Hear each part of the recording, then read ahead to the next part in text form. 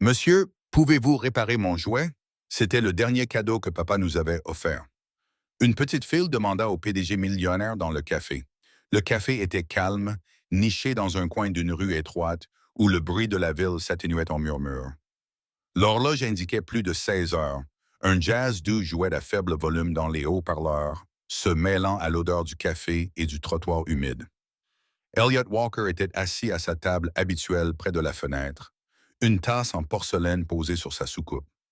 Il portait un manteau gris anthracite sur une chemise blanche repassée, sa cravate légèrement desserrée, comme s'il avait oublié de terminer de défaire sa journée.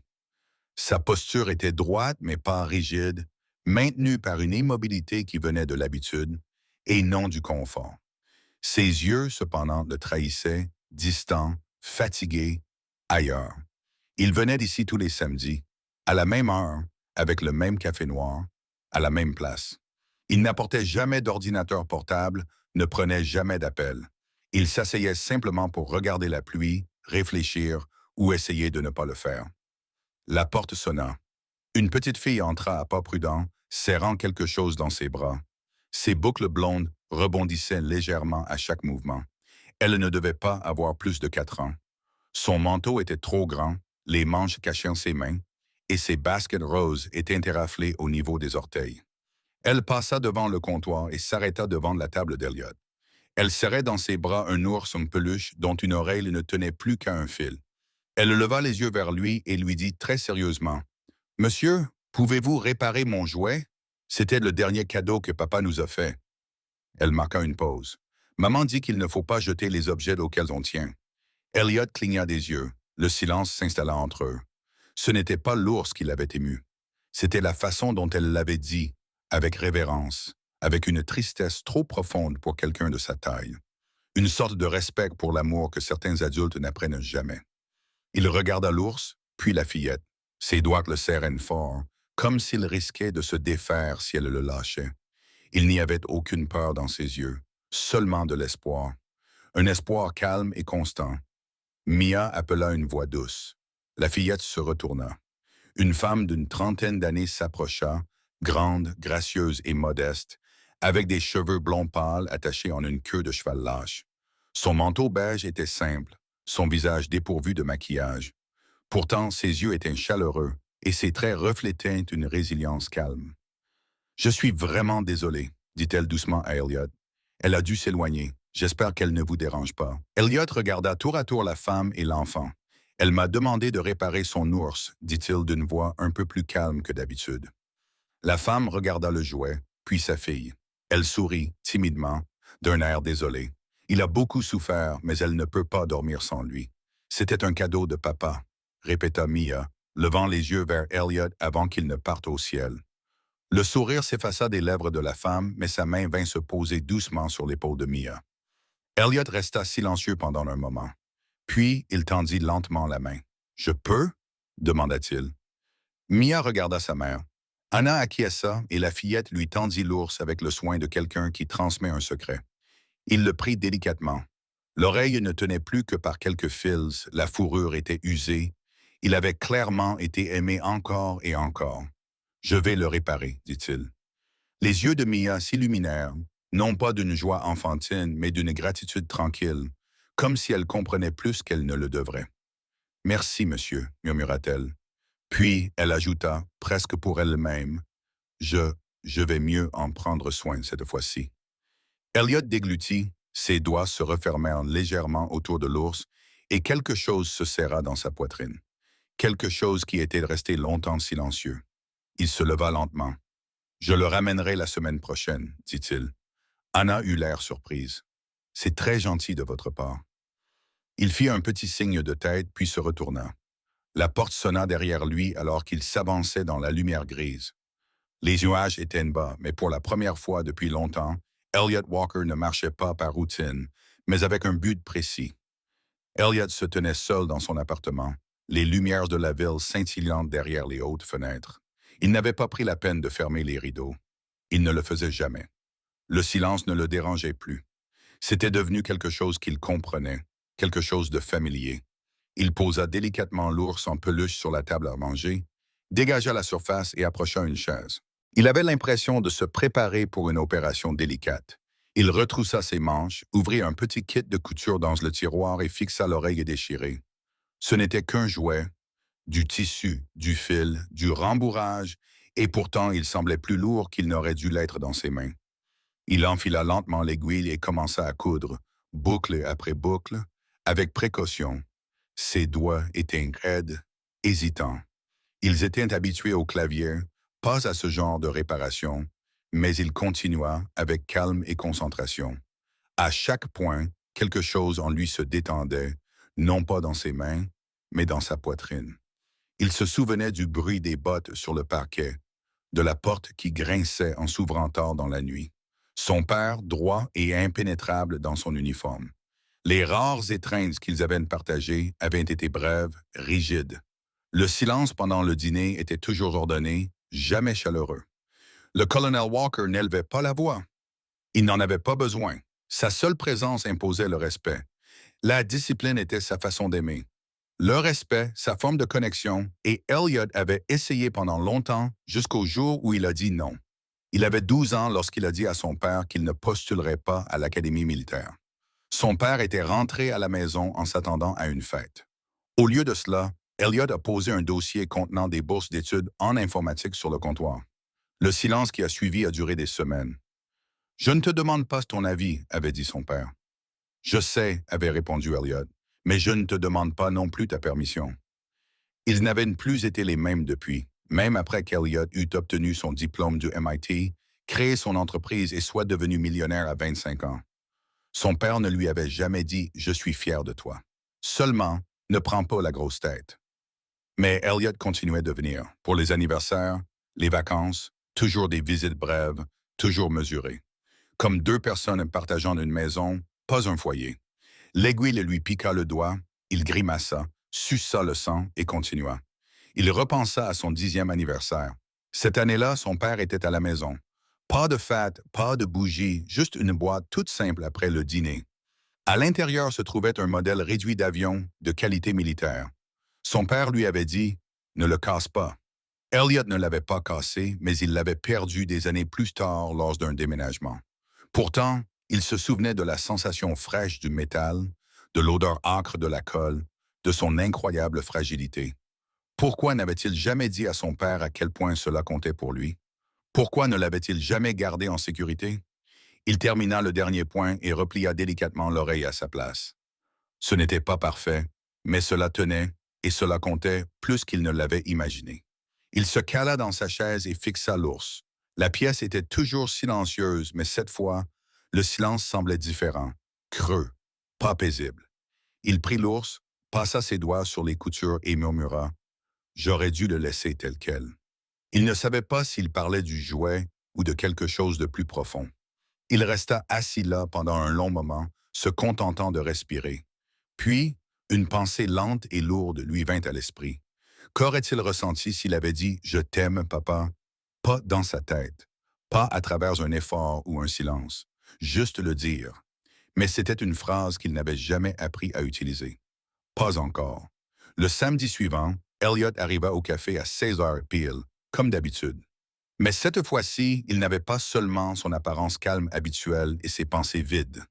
Il tenait dans ses mains un sac en papier soigneusement plié avec quelque chose de doux à l'intérieur. Un ours qui avait désormais 2 oreilles, cousu de manière inégale mais avec soin. Il s'assit à la même table près de la fenêtre, celle qui était légèrement à l'écart des autres. Le temps s'était réchauffé et la lumière du soleil filtrait à travers la vitre, capturant la poussière dans l'air comme des paillettes d'or. 10 minutes s'écoulèrent avant que la porte ne sonne doucement et que le couple familier n'entre. Mia l'aperçut immédiatement.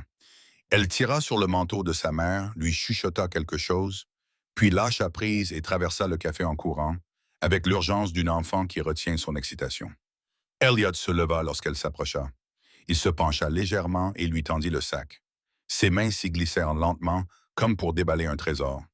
Au moment où ses doigts touchèrent l'ours, elle eut un petit halètement, plein de révérence. « Tu l'as réparé », murmura-t-elle en serrant le jouet contre sa poitrine. « Ses oreilles sont revenues en place », ajouta-t-elle, la voix remplie d'une émotion plus pure que la joie. C'était de la gratitude. « Merci, merci. »« Merci » répéta-t-elle sans cesse, en lui sautant au cou dans une étreinte soudaine.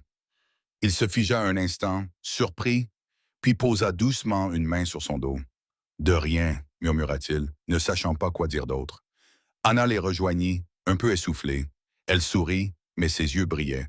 Je ne m'attendais pas à ce que vous vous donniez tout ce mal, dit-elle doucement. Ce n'était pas un mal, répondit Elliot. Elle le regarda un instant, le regard fixe mais doux. Merci, cela signifie plus que je ne peux le dire. Il acquiesça presque maladroitement et fit un geste vers la table. Voulez-vous vous joindre à moi? Elle hésita puis sourit et répondit. Juste un petit moment. À partir de ce moment-là, chaque samedi devint une tradition tranquille. Hannah et Mia arrivaient peu après lui. Elles s'asseyaient ensemble pendant un moment, parfois à sa table, parfois à celle d'à côté. Mia colorait ou jouait avec son ours pendant que les adultes discutaient. Au début, ils ne parlaient pas de choses trop personnelles, juste de la vie, du travail, des livres, du temps. Mais petit à petit, les couches ont commencé à se décoller. Elliot a appris qu'Anna avait 3 emplois. Le matin, elle était caissière dans une petite épicerie. L'après-midi, elle a aidé à classer les livres à la bibliothèque locale. Le soir, elle nettoyait des bureaux dans des immeubles comme celui d'Elliot. Ce n'est pas très glamour, a-t-elle dit un jour en haussant les épaules. Mais c'est honnête et ça nous permet de tenir le coup. Elle ne se plaignait jamais, ni de la fatigue, ni de la solitude, ni de la difficulté à joindre les deux bouts. Son regard était clair, ses mots simples et toujours empreints d'une force tranquille. Quand Elliot lui a posé des questions sur le père de Mia, Anna a répondu sans amertume. Il était mort dans un accident de voiture. Il y a 3 ans, elle n'était qu'un bébé. Il y eut un bref silence. Je lui parle encore parfois, ajouta-t-elle avec un sourire tremblant, dans ma tête, surtout quand les choses deviennent difficiles. Elliot la regarda, surpris non pas par sa perte, mais par la façon dont elle la portait avec grâce, sans chagrin. Et toi? Demanda-t-elle un jour. Tu as de la famille près d'ici? Mon père, répondit Elliot. Mais nous ne nous parlons pas beaucoup. Elle n'insista pas. Elle se contenta d'acquiescer, comme si elle comprenait, sans avoir besoin de connaître toute l'histoire. Et Elliot se surprit à vouloir combler le silence, non pas parce qu'il se sentait obligé, mais parce que pour la première fois depuis des années, quelqu'un l'écoutait sans rien attendre en retour. Un après-midi, alors que le soleil descendait dans le ciel et projetait de longues ombres sur la table, Hannah dit quelque chose qui resta gravé dans son esprit longtemps après leur départ. Je crois que les choses s'améliorent, dit-elle en buvant une gorgée dans une tasse en céramique ébréchée. Non pas parce qu'elles s'améliorent comme par magie, mais parce que les gens choisissent de faire ce qui est juste, même lorsque c'est difficile.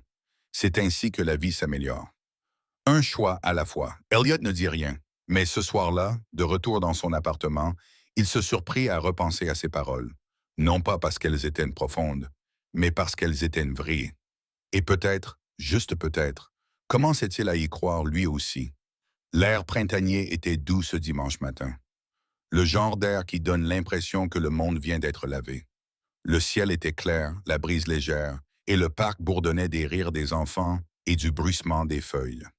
Elliot arriva tôt, comme toujours, mais cette fois-ci, il n'était pas seul. Mia sautillait devant lui, serrant un sac en papier d'où dépassaient des crayons de couleur. Son rire résonnait dans l'air comme une musique. Anna marchait à côté d'Elliot, son manteau déboutonné, une robe d'été flottant dans la brise. Il y avait quelque chose de paisible dans sa présence, comme si l'on marchait aux côtés de quelqu'un qui dégageait une sérénité naturelle. Mia courut droit vers le manège à l'ancienne situé au centre du parc. Elliot lui acheta un ticket et la regarda choisir un cheval en bois peint en bleu délavé. Lorsque le manège se mit à tourner, elle s'agrippa fermement à la barre, le visage rayonnant, les cheveux au vent, ses rires flottant au-dessus de l'herbe. Anna sourit et s'assit sur un banc voisin. Elle sortit un livre de poche usé de son sac, l'ouvrit, puis leva les yeux, observant Mia avec une joie tranquille. Elliot s'assit à côté d'elle. « On dirait que vous faites ça souvent, dit-il. De temps en temps, quand on peut. » Ils s'assirent dans un silence confortable, regardant Mia tourner encore et encore. Son bonheur était contagieux, et Elliot le sentit s'installer dans sa poitrine. Chaleureux, léger, inconnu. Lorsque le tour prit fin, Mia courut vers eux et se laissa tomber dans l'herbe à côté d'eux. C'est le plus beau jour de ma vie, déclara-t-elle en serrant son ours dans ses bras. Ils passèrent l'après-midi à flâner. La glace coulait sur la main de Mia alors qu'elle essayait de la manger plus vite qu'elle ne fondait. Hannah lui essuya doucement la joue tandis que Mia gloussait et se tortillait. Plus tard, ils se trouvèrent en un endroit ombragé sous un arbre, et Mia sortit ses crayons et son carnet de croquis. Elliot s'allongea dans l'herbe, les bras derrière la tête. Il écoutait Hannah tourner les pages, Mia fredonnait tout en dessinant. Il ne s'était pas senti aussi libre depuis longtemps. C'est fini, annonça Mia. Elle rampait vers eux et leur montra son dessin. 3 bonhommes allumettes, un grand avec une cravate, un autre avec de longs cheveux et une robe, et un petit au milieu tenant leurs 2 mains. Au-dessus, en lettres irrégulières, on pouvait lire « Maman »,« Maman, moi et lui », et en dessous, presque caché « Peut-être ». Elliot fixa le dessin. Il déglutit péniblement. Quelque chose bouillonnait dans lui, une étrange douleur qui n'était ni tout à fait de la peine, ni tout à fait de la joie. Hannah se pencha pour regarder. Elle sourit, mais ses yeux étaient humides. « Je pense qu'elle essaie de nous dire quelque chose, » dit-elle doucement. Elliot acquiesça, toujours en regardant le dessin. Plus tard, alors qu'il marchait au bord de l'étang, Elliot parla avant de pouvoir s'en empêcher. « Mon père et moi, nous n'avons jamais été proches. » Hannah le regarda, mais resta silencieuse. « Il était dans l'armée, » continua Elliot. « Tout était réglé par des règles et une structure. Les émotions étaient une distraction. »« Tu ne te sentais pas vu ?» demanda-t-elle doucement. « Je sentais qu'on attendait de moi que je devienne comme lui. Et tu ne le voulais pas. » « Je ne pouvais pas, je voulais autre chose. Je l'ai choisi. Il ne m'a jamais pardonné. » Il fit une pause regardant un canard glisser sur l'eau. « Je ne lui ai jamais dit ce que je ressentais. Pas quand j'ai quitté la maison. Pas même quand j'ai réussi. Je ne pense pas qu'il ait jamais su à quel point je voulais son approbation. Ou peut-être qu'il le savait et s'en moquait. » Hannah resta silencieuse pendant un long moment. Puis elle dit, pas avec des conseils ou de la pitié, mais avec une sagesse tranquille. « Il est toujours là, Elliot. Certaines personnes n'ont pas que de chance, ni de réparer les choses, ni même d'essayer. » Ces mots se posèrent comme une pluie douce sur un sol sec. Il la regarda vraiment. La lumière du soleil se reflétait dans ses cheveux dorés. Ses yeux ne portaient aucun jugement, seulement de la compréhension.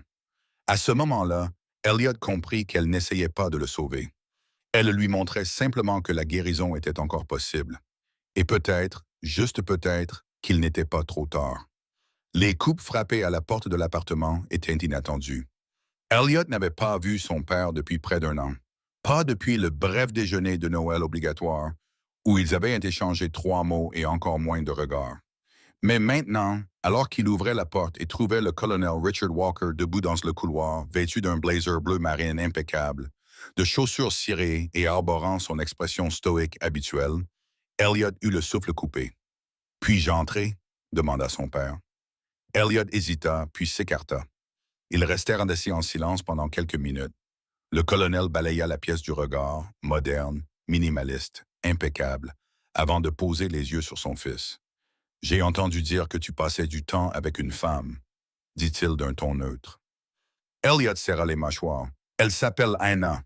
Et l'enfant, sa fille, Mia. » Les lèvres du colonel se pincèrent dans une fine ligne. Ce n'est pas le genre de compagnie qu'une personne dans ta position devrait fréquenter. Elliot se pencha légèrement en avant.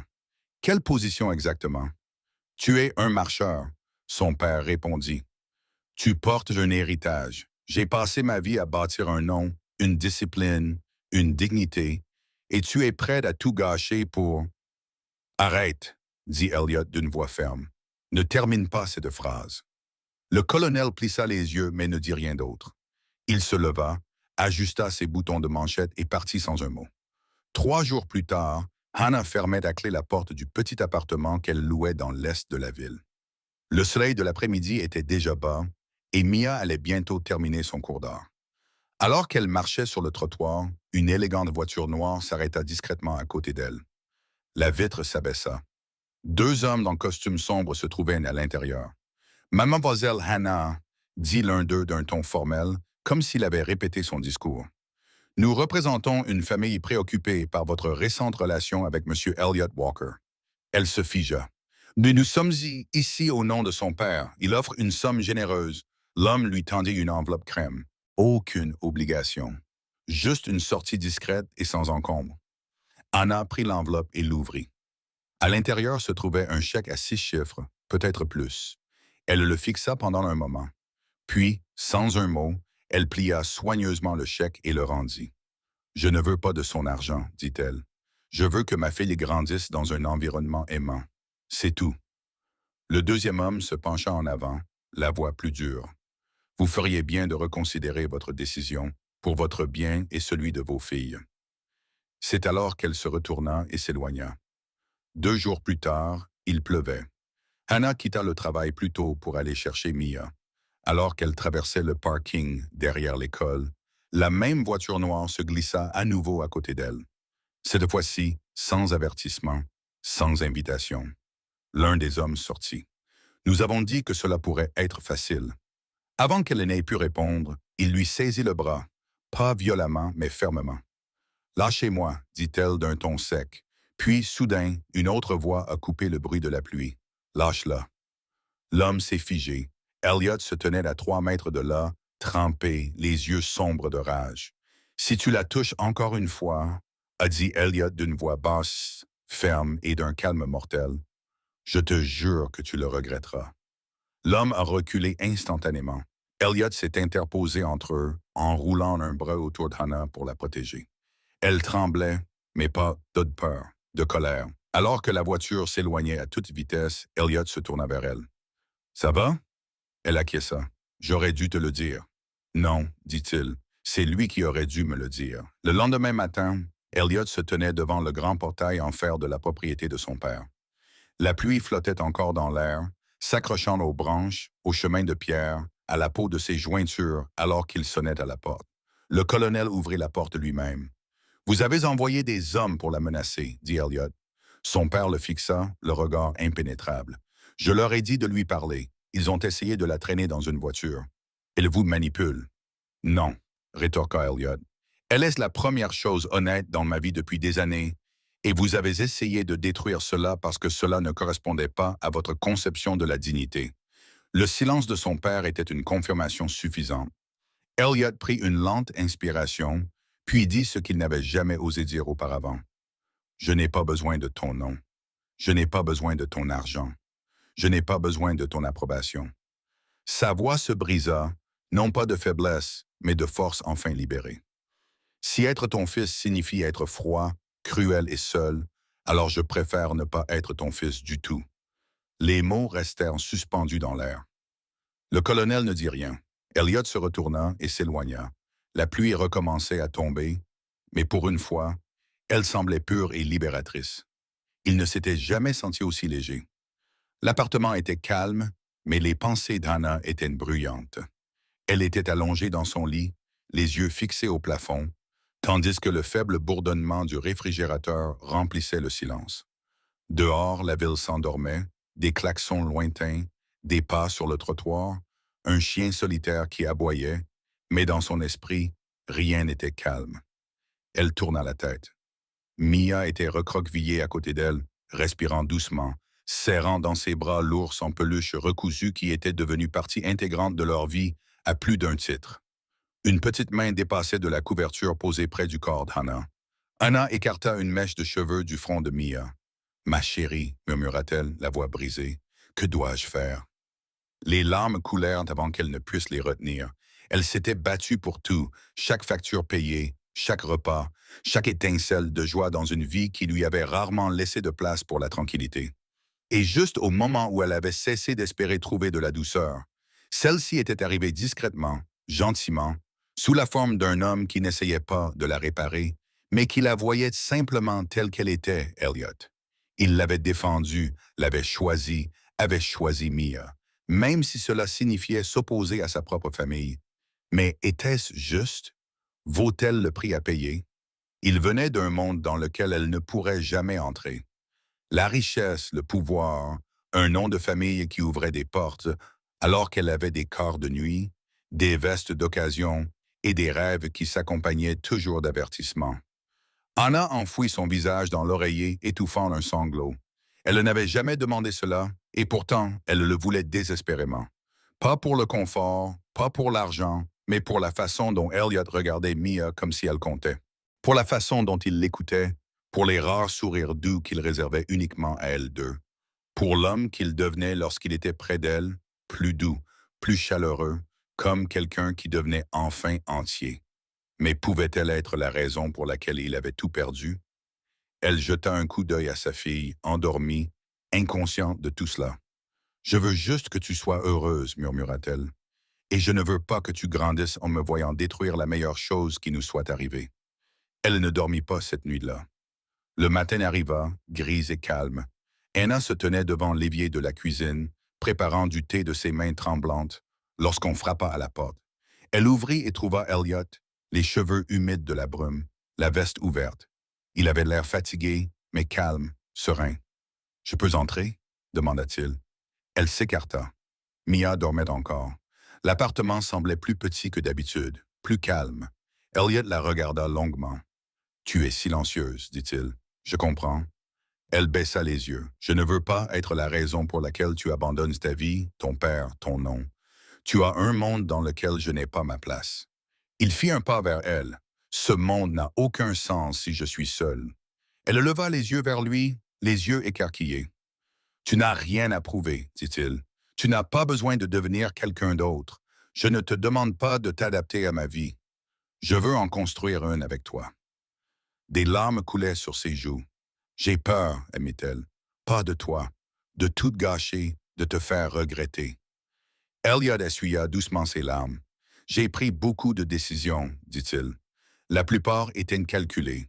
Mais celle-ci, c'est la seule dont j'ai toujours été absolument sûr. » Il fit une pause. « J'ai juste besoin de savoir que tu ne me laisseras pas seule dans cette aventure. » Anna croisa son regard et y vit plus que de l'amour.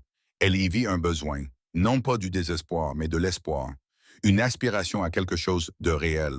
Elle s'avança et lui prit la main. « Je ne te quitterai pas, » dit-elle doucement. « Je suis là avec toi. » Et pour la première fois depuis des jours, le poids qui lui serrait la poitrine commença à s'alléger. La salle de réunion était silencieuse. 12 paires d'yeux fixaient Elliot, debout en bout de table, vêtu d'un costume sombre, les épaules droites, la voix ferme. « Je démissionne, » dit-il. Il y eut un remous, un mélange de choc et d'incrédulité. L'un des associés se pencha en avant. « Elliot, réfléchis bien. Tu abandonnes plus que ton poste. Je sais exactement ce que j'abandonne, » répondit Elliot calmement. « Et je sais aussi ce que je gagne. » Personne n'osa le contredire davantage. Il quitta le bâtiment sans se retourner. Dehors, le ciel était d'un gris pâle hivernal. Sa voiture l'attendait, mais pour la première fois depuis des années, il ne se sentait pas pressé. Il sortit son téléphone et envoya un seul message. « Je rentre à la maison. » Ce soir-là, l'appartement sentait bon. Un repas simple préparé avec soin, pas un repas de traiteur, pas une assiette décorée comme une œuvre d'art, juste un dîner. Anna dressait la table tandis que Mia était assise en tailleur sur le sol, en train de colorier. La petite fille leva les yeux et sourit dès qu'Elliot entra. « Tu es là, » dit-elle en sautant et en jetant ses bras autour de sa taille. « Je t'avais dit que je viendrais. » Il sourit et la souleva pour la serrer dans ses bras. Anna sortit de la cuisine en s'essuyant les mains sur un torchon. « Tu arrives juste à temps. J'espère que ça te va. Une soupe et un sandwich au fromage fondu. »« Ça me semble parfait, » répondit-il. Ils mangèrent à la petite table à manger, avec 3 chaises dépareillées et une bougie vacillante au milieu. Mia parla de ses dessins. Son professeur, un écureuil qu'elle avait vu dans le feu, s'était échappé ce matin-là. Elliot écouta. Il écouta vraiment. Sa main effleurait parfois celle d'Hannah sous la table, et à chaque fois, aucun des deux ne la retirait. À la fin du dîner, Mia porta son assiette à Olivier, comme on lui avait clairement appris à le faire, et courut chercher son pyjama. Elliot resta à table, les yeux fixés sur le petit foyer qui l'entourait. Elle n'avait rien à voir avec l'appartement terrasse qu'il possédait en ville. Les murs étaient blancs cassés, le plancher craquait dans un coin et les meubles semblaient usés. Et pourtant, il ne s'était jamais senti aussi riche. Anna s'assit à côté de lui et plia lentement une serviette. « Comment ça s'est passé aujourd'hui? » Il la regarda, puis expira. « J'ai tout laissé. Le titre, l'héritage, même le nom. » Ses yeux s'écarquillèrent légèrement. « Tu as changé de nom? » Je ne veux pas porter quelque chose qui ne me porte pas en retour, dit-il. À partir de maintenant, je suis juste Elliot. Elle lui prit la main et la serra fort. Tu es sûr? Je n'ai jamais été aussi sûr, répondit-il. J'ai passé toute ma vie à essayer de répondre aux attentes des autres, mais aujourd'hui, j'ai enfin choisi les miennes. Il jeta un coup d'œil vers le couloir où le rire de Mia résonnait faiblement. Et j'ai choisi vous deux. Les yeux de Hannah se remplirent de larmes, mais elle sourit malgré tout.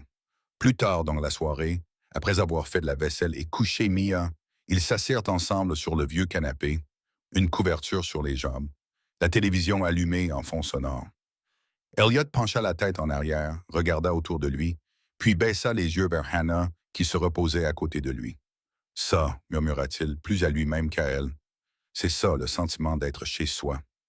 Et dans ce moment ordinaire et tranquille, sans gros titres, sans salle de réunion, sans projecteur, il ressentit quelque chose qu'il n'avait jamais vraiment connu, la paix. Le jardin était rempli d'une musique douce, du parfum des fleurs épanouies et du doux bourdonnement d'une joie tranquille. C'était un petit mariage, exactement comme il l'avait souhaité. Des amis proches, quelques voisins et plus de rire que de formalités. Des chaises pliantes blanches étaient alignées sur l'herbe.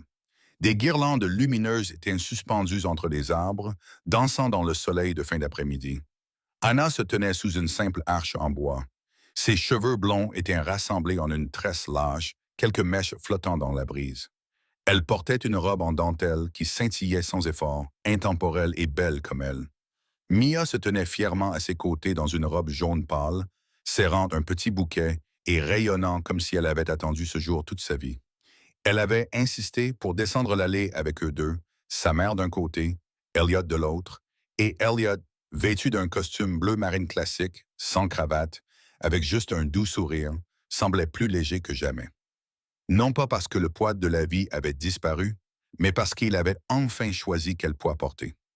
Lors de l'échange des vœux, il n'y eut pas de grands discours, juste des promesses discrètes, des mots comme « pour toujours », en sécurité et chez soi murmurés devant ceux qui comptaient. Quand ils s'embrassèrent, les invités applaudirent et acclamèrent, et Mia les serra tous les deux dans ses bras. Le soleil descendait tandis que les invités sirotaient de la limonade et coupaient des parts de gâteaux faits maison. Les enfants couraient après les bulles. Les adultes se balançaient au son de la guitare dans un coin. Ce n'était pas extravagant, mais c'était suffisant, plus que suffisant. Elliot s'éloigna un instant, ayant besoin d'air, ou peut-être simplement de respirer. C'est alors qu'il le vit. Au dernier rang, presque caché derrière un grand pot de fougères, était assis le colonel Richard Walker. Personne ne l'avait invité. Personne ne l'attendait. Et pourtant, il était là, vêtu d'un simple costume gris, une canne posée à côté de lui, les mains jointes sur ses genoux. Il ne souriait pas. Il ne saluait pas. Il se contenta de hocher la tête une fois lorsque leurs regards se croisèrent. Elliot se figea, le cœur battant, submergé par les souvenirs. Mais avant qu'il n'ait pu s'approcher de lui, l'homme âgé se leva lentement et commença à s'éloigner. En passant devant la table des cadeaux, il posa quelque chose. Une vieille boîte en bois, petite, polie, soigneusement tenue. Puis il disparut. Elliot traversa la cour et ouvrit la boîte. À l'intérieur se trouvait un modèle réduit d'avion, le même que celui que son père lui avait offert à l'âge de 10 ans. Les mêmes marques, la même peinture usée, la même petite ébréchure sur l'aile arrière. Elliot eut le souffle coupé. Sur le modèle réduit se trouvait un morceau de papier plié, une seule phrase écrite à la main, dans une écriture militaire précise et soignée qu'il connaissait si bien. « Je ne savais pas comment t'aimer correctement, mais je t'ai toujours aimé. » Elliot fixa ces mots pendant un long moment. Il ne dit rien. Puis il s'assit sur le banc à proximité, tenant la boîte sur ses genoux comme si c'était un objet sacré. Anna le rejoignit quelques minutes plus tard. Elle vit le couvercle ouvert, lut la note et posa doucement sa tête sur son épaule. Il ne pleura pas tout de suite. Mais lorsque Mia arriva en bondissant, pieds nus, les cheveux en bataille, sa couronne de fleurs de travers, et grimpa sur le banc à côté de lui, elle lui prit la main sans lui demander. « Ça va? » demanda-t-elle doucement. Elliot acquiesça, puis Mia sourit et dit « Maintenant, tu as deux filles qui t'aiment, n'est-ce pas? » C'est alors que les larmes vinrent. Pas bruyantes, pas saccadées, juste des larmes silencieuses et régulières qui avaient le goût de la libération, de la guérison, d'un chapitre qui se termine sans amertume et d'un nouveau qui commence avec amour. Et à ce moment-là, sous les lumières tamisées et le ciel immense, Elliot comprit que le bonheur n'avait pas besoin d'être bruyant. Il devait juste être réel. Merci de nous avoir accompagnés dans ce voyage sincère fait d'amour, de guérison et de courage discret. Si cette histoire vous a touché, vous a rappelé le pouvoir des secondes chances ou vous a simplement réchauffé le cœur, n'oubliez pas d'aimer, de vous abonner et d'appuyer sur le bouton Hype pour soutenir les histoires qui touchent l'âme. Nous vous proposons des récits émouvants et authentiques qui guérissent et inspirent, une histoire à la fois. Il y a toujours quelqu'un qui a besoin d'entendre des histoires comme celle-ci. Peut-être est-ce vous, peut-être est-ce quelqu'un que vous aimez. Restez avec nous. D'autres moments émouvants vous attendent.